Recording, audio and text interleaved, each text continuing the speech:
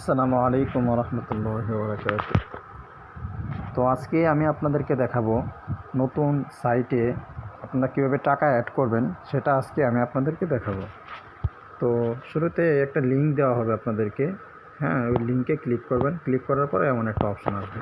আসার পরে এই জায়গায় আপনারা অ্যাকাউন্টটা ক্রিয়েট করে নেবেন। অ্যাকাউন্টটা করবেন কীভাবে দেখেন, এই জায়গায় লেখা আছে ইমেল অ্যাড্রেস। ইমেল অ্যাড্রেসের জায়গায় আপনার যে মেলটা আছে এই মেলটা দিয়ে দিবেন। তারপরে দেবেন হলো আপনার ফোন নাম্বারটা। তারপরে রেফার কোডটা আপনি দিতেও পারেন, নাও দিতে পারেন, সমস্যা নেই। তারপর একটা পাসওয়ার্ড দেবেন, হার্ড পাসওয়ার্ড। সেই পাসওয়ার্ডটা আবার নিচে দিবেন, অর্থাৎ উপরে যে পাসওয়ার্ডটা দেবেন নিচে সেই পাসওয়ার্ডটা দিবেন। পাসওয়ার্ডটা দেওয়ার পরে এই জায়গায় টিক মার্কে দিবেন, কনফার্ম করবেন। ঠিক আছে। তো আমার যেহেতু অ্যাকাউন্ট করা আছে সেক্ষেত্রে আমি লগ ইন করে নিচ্ছি। আমি লগ ইন করতেছি, লগ ইন করে নিলাম।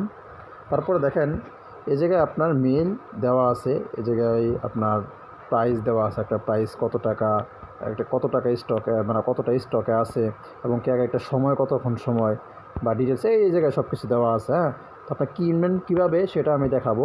তো প্রথমে আমরা এই জায়গায় টাকা অ্যাড করি, টাকা অ্যাড করে নিই। টাকা অ্যাড করার জন্য দেখেন নিচে লেখা আছে এই জায়গায় ডিপোজিট। হ্যাঁ, ডিপোজিট অপশন এই জায়গায় চাপ দিবেন। চাপ দেওয়ার পরে প্রথম যেটা আছে ডিপোজিট, এই জায়গায় চাপ দিবেন। চাপ দেওয়ার পর দেখেন এই জায়গায় আপনার মিনিমাম ডিপোজিট, হ্যাঁ, এই জায়গায় দেওয়া আছে যে মিনিমাম ডিপোজিট কত। মিনিমাম ডিপোজিট হলো 20 সেন্ট। হ্যাঁ, 20 সেন্ট হলো মিনিমাম ডিপোজিট। তার মানে 20 সেন্টের উপরে আপনাকে ডিপোজিট করতে হবে। আপনি ডিপোজিট করতে পারবেন কয়টার মাধ্যমে?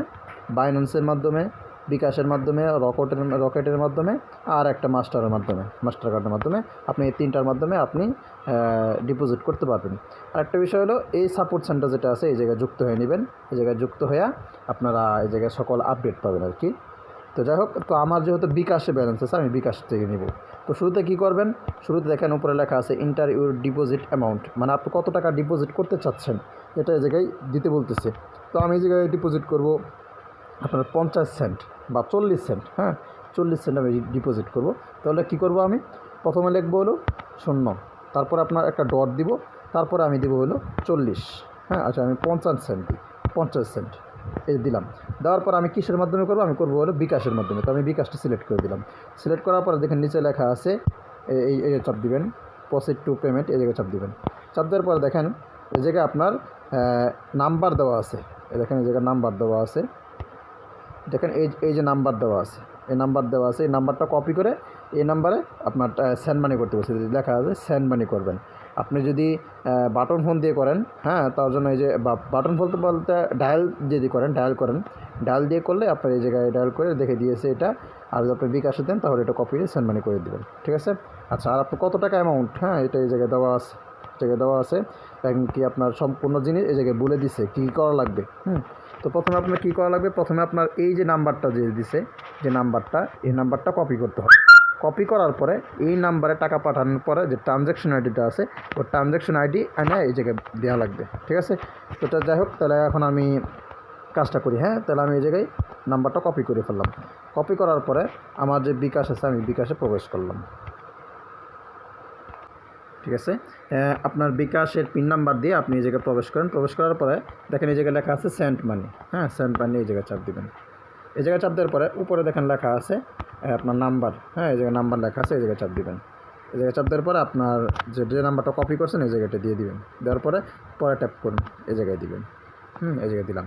তারপর আমি এই জায়গায় কী লেখা আছে যে কত টাকা, যত টাকা আছে অত টাকায় কিন্তু দেওয়া লাগবে আপনার।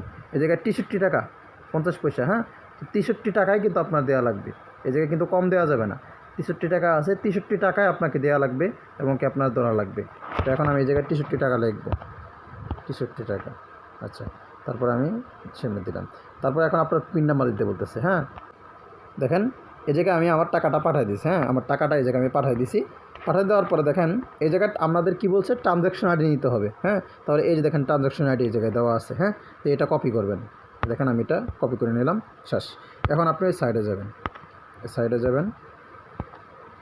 সাইডে আসার পরে দেখেন এই জায়গায় লেখা আছে ট্রানজ্যাকশন আইডিটা এই জায়গায় দিতে বলতেছে। ট্রানজ্যাকশন আইডিটা এই জায়গায় দিবেন। দেওয়ার পর লেখা আছে দেখেন ভেরিফাই অপশন লেখা আছে, এই জায়গায় ভেরিফাই অপশানে চাপ দিবেন। ও সরি, উপরে নাম্বার দিতে বলছে, নাম্বারটা আমার মনে হয়, সেটা নাম্বারটা দেবেন, যে নাম্বার টাকাটা পাঠাচ্ছেন নাম্বারটা দিবেন 18171342 আমি এই নাম্বার টাকাটা পাঠাইছি, মানে এই নাম্বার দিয়ে টাকা পাঠাইছি এই নাম্বারটা দিয়ে দিলাম। তারপরে ভেরিফাই চাপ দিবেন। পেমেন্ট পেন্ডিং, এই দেখেন লেখা আছে এই জায়গায়, হ্যাঁ পেমেন্ট পেন্ডিং।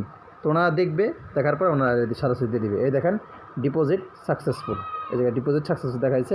এই জায়গায় আমার ডিপোজিটটা এই জায়গায় পেন্ডিংয়ে আছে, দেখছেন পেন্ডিংয়ে আছে। তো ওনারা এটা দেখবে, দেখার পর ওনারা সরাসরি এটা আমাদেরকে পেমেন্ট করে দিবে, কিছুক্ষণের ভিতরে করে দিবে ইনশাআল্লাহ। ঠিক আছে, আচ্ছা দেখি।